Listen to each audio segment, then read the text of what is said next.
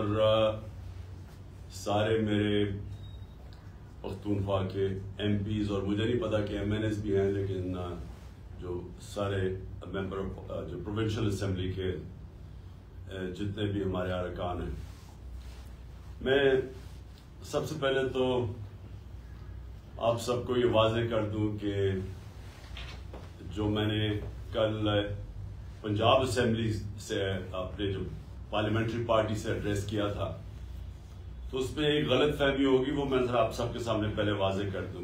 गलत फहमी होगी हमारी ऑपोजिशन को, यानी हमारी जो गवर्नमेंट में बैठी हुई है और जो PDM के लोग हैं। देखें, हमने फैसला कर लिया है कि हमने ये असेंबलियों से KP और अपनी पंजाब की असेंबलियों से इनको डिसॉल्व करना है और इलेक्शंस पे जाना है।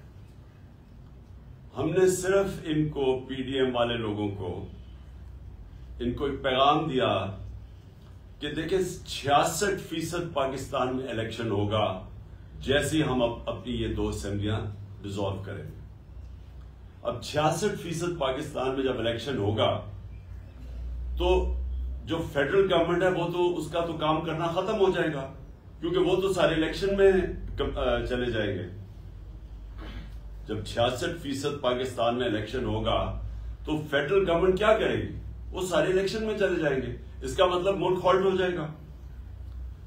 अब मैंने उनको ये समझाया, कल कोशिश की और मेरे ख्याल में गलत पैगाम चला गया कि देखिए, मैं मुल्क के लिए आपको ऑफर कर रहा हूं, इलेक्शन तो जब भी होंगे वो इंशाल्लाह चाहे अक्टूबर में हो चाहे अगस्त, अगले अगस्त में हो, इंशाल्लाह तहरीक इंसाफ ने तो अब जीतना है। वो जीतना इसलिए है कि लोगों ने जो इनकी कारकर्दगी देखी है पिछले 7 महीने में, लोग तो यानी इनसे इतना मुतनफर है कि ये बाहर ही नहीं निकल सकते। ये जिधर पब्लिक के अंदर जाते हैं इनको चोर के नारे लगते हैं। मुल्क तो ये किसी एक शोबे के अंदर मुल्क में कोई तो फायदा नहीं हुआ, यानी कोई इंप्रूवमेंट नहीं हुई, बल्कि मुल्क तो नीचे जा रहा है। सारे जो इनका जो अपने 2 बड़े फाइनेंस मिनिस्टर्स जो इनके लेके आए थे और ये तजर्बाकार लोग थे, वो अब आपस में लड़ रहे हैं। वो जो मिफ्ता इस्माइल है, वो जो पहला फाइनेंस मिनिस्टर है, वो तो अब ये कह रहा है कि ये डिफॉल्ट की तरफ लेके जा रहा है इसहाक डार, और इसहाक डार कह रहा है कि उसने कुछ किया ही नहीं है जब वो फाइनेंस मिनिस्टर था। दोनों ही सच बोल रहे हैं। दोनों ही सच ये बोल रहे हैं कि मुल्क जा तो डिफॉल्ट की तरफ रहा है और दोनों ने कुछ नहीं किया स्वाय स्टेटमेंट्स देने के और हमारे ऊपर तनकीद करने के। उनके पास तो अब कोई रोड मैप ही नहीं है इस मुल्क को बचाने के लिए। और जो बाहर की भी फाइनेंशियल मार्केट्स हैं और पाकिस्तान के अंदर भी जो बिजनेस कम्युनिटी है, उनको पूरी तरह इत्मीनान इनके ऊपर उठ चुका है। वो समझते हैं कि अब इनके पास कोई अब हल ही नहीं है, कोई रोड मैप नहीं है। तो लिहाजा मुल्क का जो माशी हालात हैं वो बड़ी तेजी से नीचे जा रहे हैं। और कोई भी शोबा, बिजनेस ले लें, इंडस्ट्री ले लें, ज़राअत ले लें, IT ले लें, एक इस वक्त मुल्क के अंदर जो इस मुल्क को वेल्थ क्रिएशन कर सकता है, दौलत में इजाफा कर सकता है, एक भी नहीं है शोबा जो कि इनकी जो अब इस हुकूमत के ऊपर एतमाद रह गया हो। तो ना अंदर से कोई इसके ऊपर एतमाद नहीं रखता है, ना बाहर से। 75% पाकिस्तानी कह रहे हैं इलेक्शंस करवाओ, क्योंकि वो भी समझ गए हैं गवर्नमेंट फेल हो गई है। तो इसमें हमने सिर्फ इनको ये कहा कि हम तो ये करने जा रहे हैं। आपको अगर मुल्क की फिक्र है तो आप क्योंकि मुल्क आपसे संभाला नहीं जा रहा, मुल्क जा रहा है डिफॉल्ट की तरफ, तो आप भी इलेक्शंस करवा दें। एक जनरल इलेक्शन ही हो जाए, बजाय ये कि 66% पाकिस्तान में होगा। ये मेरा मकसद उनको कहने का था। बाकी इनसे बातचीत किस चीज पे होगी, हो ही नहीं सकती। ये जिस लिए गवर्नमेंट में आए हुए हैं और हमने अपनी तरफ से पूरी जोर लगाया गवर्नमेंट करने में, उसमें जमीन आसमान का फर्क है। इनका सिर्फ गवर्नमेंट में आने का मकसद क्या था? अपनी चोरी माफ करवाने के लिए। पहले ही अपनी चोरी माफ करवा चुके थे जनरल मुशर्रफ से एनआरओ लेके। अब ये दूसरा एनआरओ इन्होंने लिया है, वो भी बदौलत जो इनके हैंडलर्स थे उन्होंने इनकी वो सहूलतकार बने इनको दूसरा एनआरओ लेने के लिए। और जनरल मुशर्रफ को जो सबसे बड़ी तनकीद हुई थी वो उसके एनआरओ देने पे थी। बाकी तो जनरल मुशर्रफ ने इन दोनों पार्टी से मुल्क को बेहतर चलाया था। लेकिन उसको जो लोग बुरा भला कहते हैं, लोग अभी भी नहीं भूल सकते कि चोरी हुई मुल्क की। देखिए, चोरी होती है किसी मसलन मेरे घर चोरी हो गई, लेकिन करप्शन मुल्क का पैसा चोरी होता है। तो जनरल मुशर्रफ के पास तो इख्तियार ही नहीं था कि जो मुल्क का पैसा चोरी हो वो माफ कर दे। और अब फिर 1100 अरब रुपए का इन्होंने ये आए हैं और इनका सिर्फ एक मकसद था कि 1100 अरब रुपए के इनके केसेस माफ हो। तो सबके केसेस माफ होते जा रहे हैं। ये दार भी बच गया है। दार का मैं याद करवा दूं कि इससे पूछा था कि $5 मिलियन आपने अपने बच्चों को भेजे हैं, आपने किधर से भेजे हैं? आपकी इनकम में तो शो नहीं हो रहा। उसने कहा जी मुझे वो अबू धाबी से, मैं किसी अबू धाबी के शेख के लिए काम करता था तो उसने मुझे पैसा दिया है। उन्होंने अगला सवाल पूछा कि अगर उसने पैसा दिया तो आपके पास कोई तो सबूत होगा। किसी ने $5 मिलियन आपको ऐसे कैश में तो नहीं पकड़ा दिया, कोई तो होगा, कोई चेक वगैरह। जब उससे यह सवाल पूछा गया, वो उसके जहाज में बैठ के जो प्राइम मिनिस्टर था तब खाकान अब्बासी, और वो मुल्क से फरार हो गया। अब आके इन्होंने कानून इतना बदल दिया कि वो भी पाक हो गया। और अब वो मरियम भी बच गई है। नवाज शरीफ की तैयारी हो रही है उसको भी बचाने के लिए। आसिफ जरदारी के केसेस वो खत्म हो रहे हैं। 1100 अरब रुपए का मुल्क को डाका पड़ रहा है। और यही इन्होंने अभी तक, अगर इनका कोई कारनामा है तो वो है कि अपने केसेस माफ करवा लिए उसके। और उसका जो दूसरा इनकी कोशिश है कि किसी ना किसी तरह इमरान खान को डिस्क्वालीफाई करें, किसी ना किसी तरह पीटीआई के लोगों के ऊपर केसेस करें ताकि हम नॉकआउट कर दें, यानी टेक्निकल नॉकआउट करके तो हम किसी तरह इलेक्शन जीत जाएं, और ये नहीं जीत सकेंगे। तो मुल्क का इस वक्त जरूरत यह है कि सियासी इस्तेकाम आए, उसकी वजह से माशी इस्तेकाम आएगा। सियासी इस्तेकाम आ सकता है सिर्फ एक तरीके से, वो है इलेक्शंस। और इसीलिए आज 75% कौम इस चीज के ऊपर आ गई है कि इलेक्शंस के अलावा कोई दूसरा रास्ता नहीं है। और हमने इनको इसलिए ऑफर किया क्योंकि हम असेंबलियां डिसॉल्व करने जा रहे हैं पंजाब और केपी की, और वो इसलिए हम करने जा रहे हैं कि हम समझते हैं आपकी ये मुल्क की जरूरत है इलेक्शंस, और पीटीआई की जरूरत इलेक्शंस नहीं है इस बार। पीटीआई तो इंशाल्लाह जब भी इलेक्शंस होंगे तो हम जीत जाएंगे, बल्कि जितनी देर ये बैठे जा रहे हैं असेंबली में, इनका तो ग्राफ और तेजी से नीचे जा रहा है। तो हमें तो फायदा ही फायदा है कि अगर इलेक्शन डिले भी हो जाते हैं। लेकिन मुल्क, मैं ये आप सबको ये कहना चाहता हूं कि जो मुल्क के हालात हैं वो उस सतह पे पहुंच चुके हैं कि अगर ये इलेक्शंस ना हुए तो हमें तो ये डर लगा हुआ है कि जब तक ये इलेक्शंस कॉल करेंगे तो वो मुल्क तो उधर पहुंच जाएगा जिधर कोई भी कुछ नहीं कर सकेगा उसके बाद। और मुझे ये समझ नहीं आ रही कि क्या ये जो हैंडलर्स हैं जिन्होंने 7 महीने इनकी मदद की, जिन्होंने इनकी मदद की इनको इक्तदार में आने के लिए, और हम आपकी जरा स्टेटमेंट सुन लेना मरियम की, उसकी खाकान अब्बासी की, उसकी मेरे ख्याल में राना सनाउल्लाह, और इनका एक और एसर इकबाल, इनकी तो टीवी पे स्टेटमेंट्स हैं कि एस्टैब्लिशमेंट के बगैर तो कभी नो कॉन्फिडेंस कामयाब हो ही नहीं सकता है। इनकी तो स्टेटमेंट्स इन्होंने खुद टीवी पे दी हुई हैं। तो जो सहूलतकार इनको लेके आए थे, तो क्या उनको ये नहीं पता कि मुल्क किधर जा रहा है?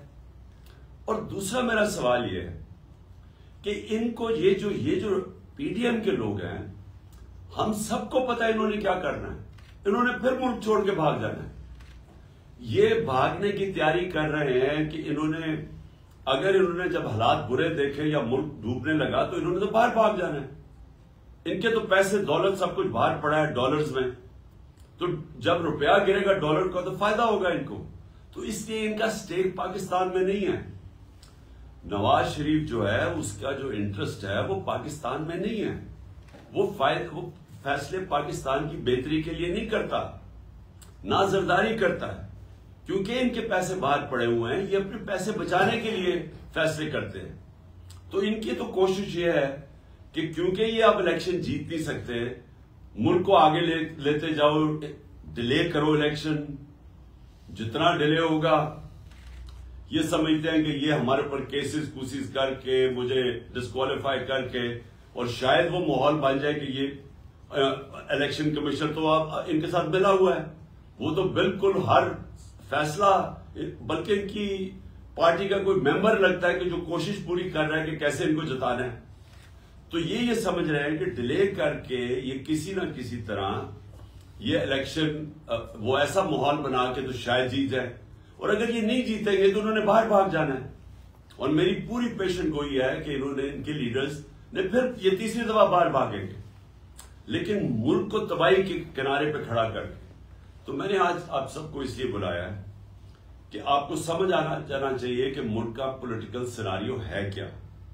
हम खड़े उधर हैं जिधर ये हमारे लिए पीटीआई का तो ग्राफ अल्लाह का शुक्र है कभी भी इतना ऊपर नहीं गया जितना आज है, लेकिन मुल्क का सूरत हाल ये है कि ये जितनी देर आप बैठेंगे तो जिस तरह मैंने आपको शुरू में कहा कि जो बैरून मुल्क का फाइनेंशियल मार्केट्स है वो मुकम्मल तौर पे इनके ऊपर एतमाद उनका खो बैठा है। मूडीज हो या फिच हो, जो कि क्रेडिट एजेंसीज हैं जो दुनिया की मुल्कों की क्रेडिट वर्दीनेस है उसका फैसला करती हैं, वो सब उन्होंने पाकिस्तान को डाउनग्रेड कर दिया। और ये जो सीडीएस है इसका मतलब कि पाकिस्तान क्या कर्जा वापस कर सकता है, और जो उसकी रिस्क है अब, वो हम जब थे 5% पे थी, आज वो पहुंच गई है 100% पे। यानी कोई भी नहीं अब समझता कि पाकिस्तान अपना कर्जा वापस कर सकता। इसलिए बाहर से तो पाकिस्तान में पैसा आने नहीं लगा, ना इन्वेस्टमेंट आने लगी है, ना पाकिस्तान के अंदर से इन्वेस्टमेंट आने लगी है। और दूसरी चीज, जो ये कर्जे मांगेंगे कमर्शियल बैंक से, उन्होंने अब देने नहीं है कर्जे।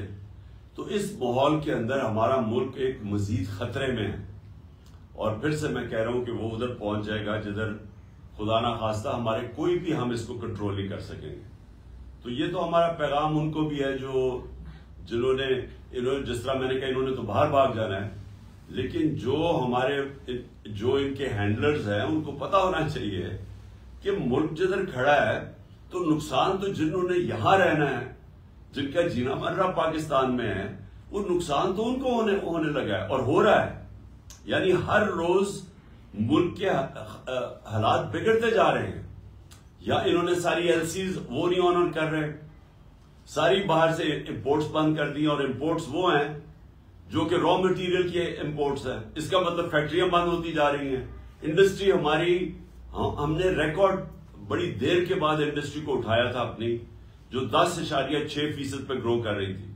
हमारे आखिरी महीने में 26% पे इंडस्ट्रियल ग्रोथ थी, आज वो 0 पे पहुंच गई है। ज़राअत के अंदर हमारा रिकॉर्ड 17 साल के बाद 4.5% हमारी ज़राअत की ग्रोथ हुई थी, और हमारी 4 फसलें रिकॉर्ड थी 2 साल। तो वो भी आज किसानों का सारी फसलें नीचे आ गई हैं, उनकी जो पैदावार है, क्योंकि खादें बढ़ गई हैं, डीजल बढ़ गया है, बिजली कीमतें बढ़ गई हैं, उनकी इनपुट्स इतनी बढ़ गई हैं कि उनके पास पैसा नहीं है अपनी जमीन पे लगाने के लिए।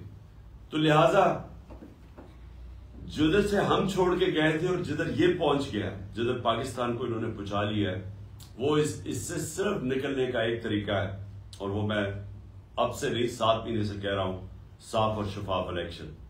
और मैं आप सबको आज इसलिए ये कहा था कि आपसे मेरी बात भी हो जाए, आपको मैं बता भी दूं कि मेरे ज़हन में क्या है। और मैं ये समझता हूं कि आप सबको अब तैयारी करनी चाहिए इलेक्शंस की। सारों को, अपने एमएनएज, अपने एमपीज, आपको अपने अपने हलकों में निकल जाना चाहिए अब। और आपकी तैयारी सिर्फ खास तौर पे एमपीज के, लेकिन मुझे लगता है कि जनरल इलेक्शन की तरफ हम जा रहे हैं। नामुमकिन है कि अगर 66% पाकिस्तान में इलेक्शन हो रहा है तो उसके बाद जनरल इलेक्शन को रोक सकते हैं ये। तो हम सारों को अब कोशिश अपने हलकों में तैयारी कर लेनी चाहिए इलेक्शन की, और हमने सिर्फ इनको ये कहा हुआ है कि अगर आप बात करना चाहते हैं जनरल इलेक्शन की डेट देने में तो हम बात करेंगे, नहीं तो हम अनकरीब अनाउंस कर देंगे अपनी असेंबलीज डिसॉल्व करके इलेक्शंस। और मैंने महमूद खान आपको भी मुझे पता है कि आप तैयार हैं बिल्कुल, और परवेज अलाई ने भी मुझे पूरी गो हेड दे दी है कि जब मैं चाहूंगा तो असेंबलीज में डिसॉल्व कर सकता हूं। तो मैं इसलिए ये सबको आपको बताना चाहता था कि अब तैयारी हो जानी चाहिए मेंटली, चाहे अब वो इलेक्शन पे आए या ना आए। अगर वो आएंगे तो ठीक है, जनरल इलेक्शन पे हम चले जाएंगे, लेकिन अगर वो नहीं आते तो हमने इसी महीने इंशाल्लाह अपनी प्रोविंशियल असेंबली से को डिसॉल्व करके हमने फिर अब इलेक्शंस की तरफ निकल जाना है। हाँ, एक मैंने आप सबको कहना था कि बड़ा जरूरी है कि आपने आजम स्वाति के लिए प्रोटेस्ट करना है। सबको मैं कह रहा हूं, जो उससे जुल्म हुआ है ये जुल्म की इंतहा है। एक आदमी जिसने ट्वीट किया है, दुनिया के अंदर हर जगह आपको इजाजत होती है जमहूरियत में तनकीद करने की। एक ट्वीट के ऊपर तनकीद करने पे उसको तशद्दुद किया गया। एक 75 साल आदमी, उसको पहले उसके पोता और पोतियों के सामने मारा घर में जाके, उसके बाद उसको ले जाके ये डर्टी हैरी ने के ऑर्डर्स पे इन्होंने इसके ऊपर तशद्दुद किया नंगा करके। और उस आदमी का कोई भी उसके ऊपर इस तरह का जुल्म हुआ होता तो उसका गुस्सा आना था। उसके बाद उसकी जो सबसे बड़ा हमारे माशरे के अंदर, एक हमारा माशरा इस्लामी माशरा है, उसकी जो वीडियो बना के उसके घर उसकी फैमिली को दी गई, यानी कौन आदमी है उसके बाद रिएक्ट नहीं करेगा। मेरी तरह का आदमी, मैं तो खुदकुश हमले के लिए तैयार हो जाऊंगा मेरे घर से मुझे कोई इस तरह करे। यानी मैं तो अपना सारा, मैं उसके बाद तो सिर्फ एक चीज मेरे जेहन में आया कि मैंने बदला कैसे लेना है, और मैं हर सतह पे जाऊं बदला लेने के लिए। तो वो आदमी जब उसका ज़हनी उसका सोच देखे कि वो किधर पहुंचा हुआ है, तो उससे अगर मुंह से चीजें निकल भी गई तो ये तो देखे कि हुआ क्यों है। आप सब बैठे हुए हैं और मैं आप सबको जानता हूं कि आपको सब किसी से भी ये हो तो आप सारे इसी तरह रिएक्ट करें। कौन गैरतमंद आदमी इस तरह रिएक्ट नहीं करेगा। और उसको आप पकड़ के उसके ऊपर 30 FIR काट दिया और उसको कोयटा ले गए, और उसकी हार्ट की कंडीशन है। हम ये अभी सब, अगर आजम स्वाति को कुछ हुआ, हम सारे FIRs काटेंगे उन सब लोगों पे जो जिम्मेदार हैं इससे ये उसके ऊपर तशद्दुद करने पे, और उसको फिर ये जो इसको कोयटा लेके गए हैं, जिस तरह पकड़ के लेके गए हैं, सारा हमारे जस्टिस सिस्टम का मजाक उड़ गया। पाकिस्तान के अंदर फंडामेंटल राइट्स, यानी मैं फिर से बड़े अदब से अपनी अदिया से कहता हूं कि अगर आप इस कौम के फंडामेंटल राइट्स को की हिफाजत नहीं करेंगे तो और कौन करेगा। कि किसके पास हम जाएं कि इतनी बड़ी वायलेशन हो रही है इंसानी हुकूक की, तो इसका यहां तो इसका मतलब जंगल का कानून है, तो ताकतवर जो मर्जी कर सके। तो इसलिए मैं चाहता हूं कि सारों को आपको इसके ऊपर स्टेटमेंट्स देनी चाहिए और खड़ा होना चाहिए। आपको सारों में अपने लोगों को अवेयर करना चाहिए कि अगर ये आज आजम स्वाति से हो सकता है तो ये आपके किसी से भी ये हो सकता है, हम किसी से भी ये कर सकते हैं। ये ना समझे कि आजम स्वाति से वो, और हमारे कई लोग सोचते हैं कि चलिए हमारे से नहीं होगा। ये तो एक दफा अगर इसके ऊपर ये जिस तरह कर रहे हैं, ये तो कोई भी पाकिस्तान में इसका मतलब हम कोई भी अगर मुंह खोलेंगे और कोई अपना आजादी राय का इजहार करेंगे तो हम किसी से भी हो सकता है। अरशद शरीफ से जो हो चुका है, ये भी कोई इसकी कोई मिसाल है कि पाकिस्तान का नंबर 1 इन्वेस्टिगेटिव जर्नलिस्ट, और सबको पता है कि वो सबसे क्रेडिबल बाज़मीर आदमी, मुहिब्बे वतन पाकिस्तानी, सारों को पता है। इसलिए लोग उसको इतना पसंद करते थे, इसलिए वो ओपिनियन मेकर था। लोगों को पता था कि वो मुल्क के लिए खड़ा, मुल्क के मफादात के लिए। उससे जो हुआ है, और उसे जाके बाहर कत्ल कर दिया। और मुझे इतना अफसोस है अपने सहाफी बरादरी से कि इसके लिए नहीं आप खड़े होंगे, और आपकी जिसकी भी वजह से इसके लिए खड़े नहीं हो रहे, ये तो इसका मतलब आप सब किसी से भी हो सकता है, किसी भी सहाफी, अगर अरशद शरीफ से हो सकता है तो किसी से भी हो सकता है। इसलिए मैं अपनी कौम को कहता हूं कि ये वक्त है अपनी हकीकी आजादी के लिए खड़े हो। हकीकी आजादी आती है हकूक से, हकूक मिलते हैं रूल ऑफ लॉ से, इंसाफ से। तो ये पाकिस्तान में वो वक्त है। तो आप सबको मैं ये कहना था कि आप सबको मेंटली प्रिपेयर होना चाहिए कि हमने अभी इलेक्शंस में भी जाना है और ये हमारी मुसलसल जद्दोजहद जारी रहेगी। ये पहला कदम होगा इंशाल्लाह जब हम अपनी प्रोविंशियल असेंबलीज में इलेक्शंस करवाएंगे। महमूद खान, आप थैंक यू, और आप प्लीज कुछ कहना चाहते हैं?